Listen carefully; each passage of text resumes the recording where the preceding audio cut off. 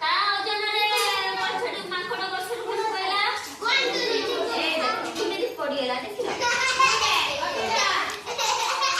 ଗୁଣ୍ଡୁଚି ମୂଷା ମାନେ ଡରିଗଲେ ଯେତେବେଳେ ସେ ତଳେ ପଡିଗଲା ଗୁଣ୍ଡୁଚି ମୂଷା ମାନେ ଡରିଗଲେ। ଏଇ ଦେଖ ଡରିକି ସେ କଣ ହେଇଛି ନା ପଡିଯାଇଛି।